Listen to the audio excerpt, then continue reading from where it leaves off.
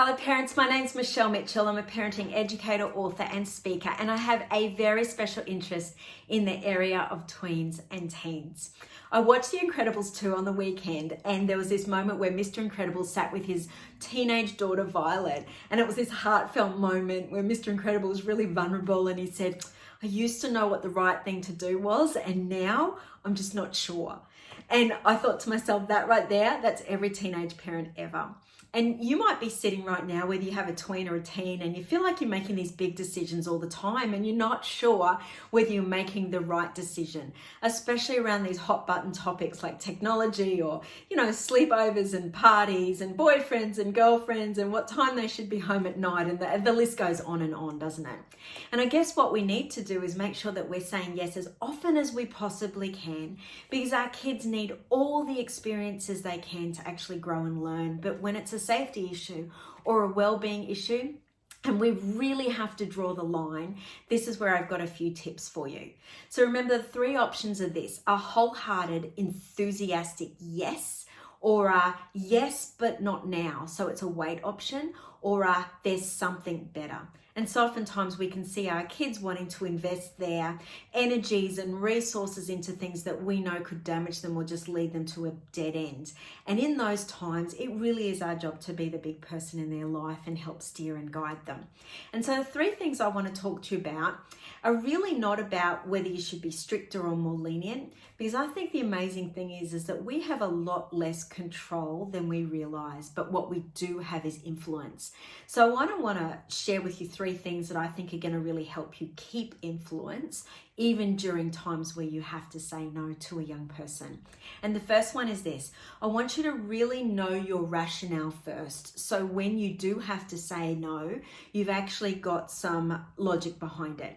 So often fear sits right in the driver's seat of parenting, and we have these knee-jerk reactions, and we don't want our kids to grow up and we don't want our kids to change. So we're kind of like trying to put the reins and the halter on it all. And you might have to do your research. You might have to ask as many questions as you need to ask to actually drill down and get the information that you need. You might have to debate it out with your partner, but whatever you have to do, know where you stand first really clearly, because it might see you through a few rocky days ahead of you. The second thing is this: I want you to create a really succinct message, your story in a sentence that you basically can repeat to your child to actually really try and communicate your heart behind what you're doing. Now, when I think back to my childhood, and I'm sure you're thinking back to your child, your parents would have had sayings like this. And my mum used to say to me, this is hurting me more than it's hurting you. Or she used to say to me, you'll understand when you grow up. You're going to have to be a mother before you fully understand. And during those moments, I would roll my eyes massively, but it really did summarize what she was trying to say to me and why she was doing what she was doing. I had a message from a mum of a 14-year-old the other day, and she picked her daughter up from a party. And she thought it was a sleepover just with girls, but when they arrived, she discovered there was boys sleeping over as well. And her mum wasn't so comfortable with that, and her daughter was 14 years old, and she said to her daughter, I'm going to have to pick you up later on tonight. I can't have you sleep over. And obviously her daughter was embarrassed and angry and upset, and it didn't go down well. But her mum came up with this succinct statement that actually she kept repeating and framed their conversations, and it told her daughter a story, and it was this: that was a sucky deal for both of us. And they actually talked about ways they could avoid getting in that situation again. And she said to her, look, I totally understand if you're embarrassed and upset, and that's how I feel as well. But I thought that was just a really beautiful, succinct message to really embed in her girl's heart.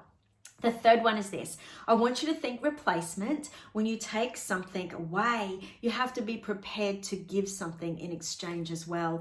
And so oftentimes we're making decisions for our kids' lives that have a massive impact on their social life and a massive impact on their sense of belonging in their social group and at school. And we've got to expect there to be a fallout with that, but for us to be able to scoop that up in some way. So they might not be able to do A, but they might be able to do B or C, or you might be able to plan something on that Friday night instead of the thing that you had to say no to. So always think replacement, and their emotional reaction to the no is always valid. Make so much room for it. In fact, when my kids were younger, I used to say, I could totally expect that you're going to be stomping around this house mad at me, you know, for days even, because I can imagine just this is really, really tough. And so I think if we really validate where our kids are at, it can really help them understand that, you know, it's not no for no's sake and our heart's connected to them. Hey, I hope this helps you in some way. Good luck with your young ones.